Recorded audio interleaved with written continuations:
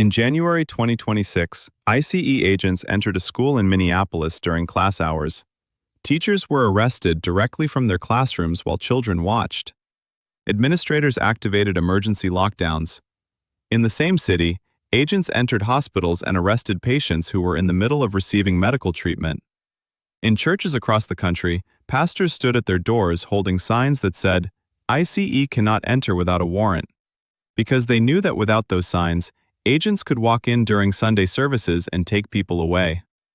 In Minnesota alone, more than 2,000 armed federal agents were deployed in what the state government described as an occupation. A 5-year-old U.S. citizen was deported to Honduras. A Maryland mother was detained for 25 days by ICE despite carrying documentation proving she was a U.S. citizen. And more than half of the people ICE is arresting across the country right now have no criminal convictions whatsoever. None. Zero. These are not criminals. These are workers, parents, neighbors, people who have lived in this country for years and decades, who go to the same schools, the same hospitals, the same mosques and churches and temples as everyone else, and who are now being arrested in those exact places. Welcome to U.S. Visa News Hub. My name is Mr. Burhan. What I just described to you is not a warning about what might happen. It is what is happening right now, today, in 2026, in cities across the United States. And if you are an immigrant, documented or undocumented, green card holder or visa holder, asylum seeker or long-term resident, you need to understand exactly what changed, exactly where ICE can go now, exactly what your rights are in those places, and exactly what you must do to protect yourself and your family. Stay with me through every section of this video, because the information in the last section could be the most important thing you ever do. For 14 years, from 2011 through January 20th, 2025, the United States government maintained a formal policy protecting what it called sensitive locations. That policy, established under the Obama administration and maintained through both terms of the first Trump administration and the entire Biden administration, told ICE agents that certain places were off-limits for immigration enforcement. Schools, hospitals, churches, mosques, temples, vaccination sites, domestic violence shelters, homeless shelters, food banks, funeral homes. The policy recognized something that both political parties had agreed on for over a decade, that there are places in American society where people must be able to go without fear of law enforcement, because if they cannot go there safely, the entire community suffers. A child who is afraid to go to school cannot learn. A patient who is afraid to go to the hospital does not get treated, and then spreads illness to everyone around them. A crime victim who is afraid to go to the courthouse never reports the crime, and the criminal goes free. These were not controversial ideas. They were common sense, backed by decades of public health research and law enforcement experience. Then, on January 20th, 2025, the first day of the current administration, President Trump signed Executive Order 14,148, which rescinded the sensitive locations policy. Just like that. No congressional vote, no public comment period, no debate. 14 years of bipartisan protection gone in a single executive order signed on the first day of a new presidency. And the consequences of that single decision have been unfolding every day since. ICE now has the legal authority to conduct enforcement operations in schools, hospitals, churches, mosques, temples, clinics, shelters, and virtually any other location in the country. On January 3rd, 2026, ICE announced a 120% increase in its workforce, adding more than 12,000 officers and agents through a nationwide recruitment campaign that drew over 220,000 applications. That is a doubling of enforcement capacity, combined with the removal of the location restrictions that previously kept enforcement out of the most vulnerable community spaces. The result is exactly what happened in Minnesota, in Chicago, in Los Angeles, and in cities and towns across the country. Agents in schools, agents in hospitals, agents at funerals, agents at weddings, agents at public demonstrations. The 14-year protection is gone. The 120% workforce expansion is in place. And every immigrant in America needs to understand what that means for their daily life. This video is for informational purposes only. Please consult a qualified immigration attorney for advice specific to your situation. Let me go through the specific locations that are now subject to ICE enforcement, because many people still believe that certain places are protected when they are not. The first location is schools. Every level, every type. Preschools, elementary schools, middle schools, high schools, vocational and trade schools, colleges and universities. ICE agents can now enter these facilities. In Minneapolis, agents arrested teachers inside classrooms during school hours.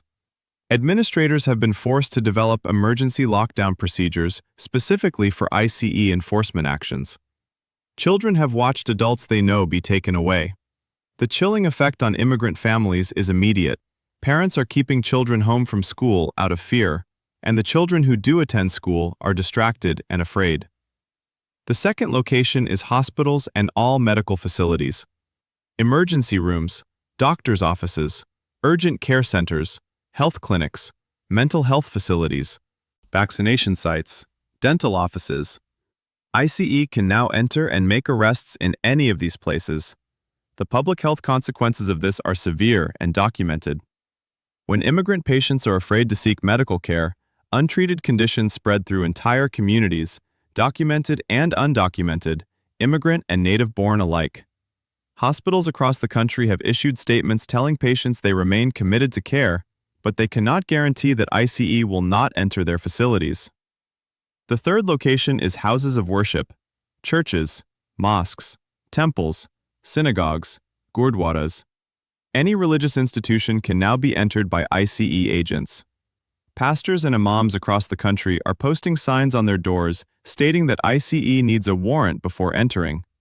Some Catholic churches have asked mixed-status congregation members to avoid coming to services entirely. Religious leaders who have spent decades building trust with immigrant communities are now facing an impossible choice between serving their communities and exposing them to enforcement risk. The fourth location is funerals and memorial services. This is perhaps the most viscerally shocking expansion of ICE authority. ICE can now enter and conduct enforcement at funerals. Families grieving the loss of a loved one, gathered in the most private and painful moment of their lives, are now potential targets of immigration enforcement while they mourn. The fifth location is weddings and other private family gatherings. ICE agents can now attend weddings, not as guests, but as enforcement officers conducting operations. The sixth location is food banks and soup kitchens. Vulnerable people seeking food assistance are now subject to ICE enforcement at the very places they go to feed themselves and their children. The seventh location is homeless shelters. People in their most desperate circumstances, seeking shelter from the elements, can now be targeted by ICE enforcement at the places that provide them refuge. The eighth location is domestic violence shelters. Survivors of domestic violence who have fled dangerous situations can now be at risk of immigration enforcement at the shelters that are supposed to protect them. This creates an impossible situation. A woman can either stay in a dangerous home or go to a shelter and risk ICE enforcement. The ninth location is courthouses. Crime victims and witnesses who need to participate in the justice system can now be arrested by ICE when they go to court. The consequence is exactly what law enforcement experts predicted: fewer immigrants reporting crimes, fewer witnesses cooperating with prosecutors, and criminals going free because victims are too afraid to enter a courthouse. The 10th location is workplaces. ICE workplace raids have increased dramatically, with agents conducting both targeted operations and broad sweeps of industries that employ large numbers of immigrant workers. Now, here is something absolutely critical that every immigrant and every institution that serves immigrants needs to understand, because it is the key protection that still exists even after the sensitive locations policy was eliminated. The distinction between public and private spaces still matters legally, even without the sensitive locations policy. ICE can enter public areas of any location without a warrant and without consent. Public areas include lobbies, waiting rooms, parking lots, hallways that are open to the general public, and any space that is generally accessible. However, for private spaces, interior offices, rooms that require a key or employee access, areas marked as private, ICE still needs either a judicial warrant signed by a federal judge a valid subpoena, or the consent of an authorized employee. This is an important protection, but it has critical limitations that you must understand. First, an administrative warrant issued by ICE itself, which has someone's name on it, is not the same as a judicial warrant signed by a judge. ICE agents sometimes present administrative warrants as if they are sufficient to enter private spaces. They are not. You, or anyone acting on your behalf, has the legal right to ask to see the warrant and to refuse entry to private spaces if the warrant is not signed by a federal judge. Second, if an employee or representative of an institution consents to ICE entering a private space, the warrant requirement is bypassed. This is why many hospitals, schools, and churches are now training their staff specifically on how to respond to ICE, because an untrained employee who says, "Sure, come on in," has just waived the legal protection that would have otherwise applied. Third, the distinction between public and private is not always obvious, and ICE agents may not always respect it even when it applies. In the current enforcement environment, having clear protocols and legal support is essential. This is the section that could make the most direct difference in your life, or the life of someone you love, because knowing your rights in the moment that ICE approaches you is the difference between protecting yourself and making your situation significantly worse. The first and most important right you have is the right to remain silent. You do not have to answer questions about your immigration status, your country of origin, how you entered the United States, or any other question beyond providing your name. You can say clearly, "I am exercising my right to remain silent, and I want to speak with an attorney." Say it calmly. Do not argue, do not run, do not physically resist, but do not answer questions that could be used against you. The second right you have is the right to refuse consent to enter private spaces. If ICE agents are at the door of your home, your office, or any private space, you can ask, "Do you have a judicial warrant?" If they say yes, ask to see it. Look for the judge's signature and the specific address and areas it covers. If they say no, or if they only have an administrative warrant with a name on it, you can say, "I do not consent to entry without a judicial warrant." This is your legal right. The third right you have is the right to speak with an attorney. If you are detained, you have the right to contact an immigration attorney. Do not sign any documents before speaking with an attorney. ICE agents may present documents and ask you to sign them. Those documents can include voluntary departure agreements that waive your rights to a hearing. Do not sign anything without legal counsel. The fourth right you have is the right to make a phone call. If you are arrested, you have the right to contact a family member or attorney. Make sure that someone you trust has the name and phone number of an immigration attorney and knows your immigration document number, called your A number, so they can immediately contact legal help on your behalf. The fifth right you have is the right to be treated with dignity. ICE agents are required to follow professional standards during enforcement operations. If you believe your rights are being violated, document everything you can remember as soon as possible after the encounter: times, names, badge numbers, what was said, and what happened, and report it to an immigration advocacy organization. Not everyone is accepting the elimination of the sensitive locations policy without resistance, and understanding where legal and political pushback is happening gives immigrant communities important information about what protections may be available to them at the state and local level. New York Governor Kathy Hochul has announced legislation that would require ICE to obtain court-approved judicial warrants before conducting immigration enforcement at schools, hospitals, and houses of worship in New York State. Pennsylvania has introduced legislation creating protected zones within 1,000 feet of Commonwealth facilities. Multiple cities have sanctuary policies that limit local law enforcement cooperation with ICE. In Minnesota, the state sued the federal government over Operation Metro Surge, arguing that federal agents were conducting random stops based on how people look and sound, which violates federal administrative law. These legal challenges are working their way through the courts, but their outcomes will take months or years to determine. In the meantime, communities and institutions are acting on their own. Hospitals are training staff on how to respond to ICE. Schools are developing emergency protocols. Churches are posting signs on their doors and training volunteers. Legal aid organizations are holding Know Your Rights workshops. The response from civil society is real and it is organized, but it requires immigrant communities to be connected to those resources to benefit from them. Let us end with the most important section, your concrete action plan starting today. The first step is to create a family emergency plan right now, tonight, before anything else. Every member of your family needs to know what to do if ICE comes. Designate a trusted person outside your household who will be the emergency contact. Write down your immigration document number, your A number, and make sure that trusted person has it. Write down the name and phone number of an immigration attorney and make sure your family has it. Decide in advance who will care for your children if you are detained, and consider executing a power of attorney document that gives that person legal authority to act on your children's behalf. The second step is to know your immigration documents and keep them organized. Know the exact status of your immigration case. Know your A number. Know when any visas, work permits, or other documents expire. If you have a green card, make sure it is current. If it expires within the next 12 months, file Form I-90 to renew it immediately. If you have work authorization, check the expiration date and file for renewal well in advance.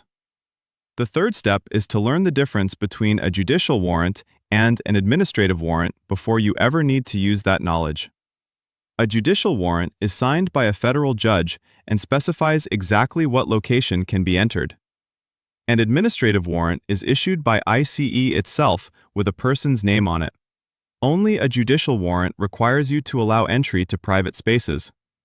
Practice saying calmly, "May I see the judicial warrant?" so that the words come naturally if you ever need them. The fourth step is to connect with local resources. Find the immigration legal aid organization nearest to you. Find the local Know Your Rights workshop in your community. Find the local rapid response network. Many cities and counties have networks of trained volunteers who will go to the scene of an ICE operation and document what is happening. These resources exist because communities have organized to protect each other, and they are most effective when you are connected to them before you need them, not after. The fifth step is to document everything after any encounter with ICE. Write down exactly what happened, when it happened, who was present, what was said, what documents were shown, and what actions were taken. This documentation can be critical for legal proceedings and for holding law enforcement accountable. In January 2026, a teacher was arrested in front of her students. A patient was arrested in the middle of medical treatment. A family gathered at a funeral was subjected to immigration enforcement while they mourned. These are not hypothetical warnings. These are documented events that happened in American cities and towns just months ago.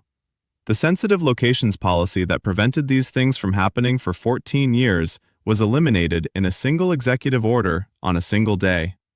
The ICE workforce has been doubled, enforcement is accelerating, and the question every immigrant in America is now living with is not whether this could happen in their community, it is whether they are prepared if it does. The answer to that question is what this video was about.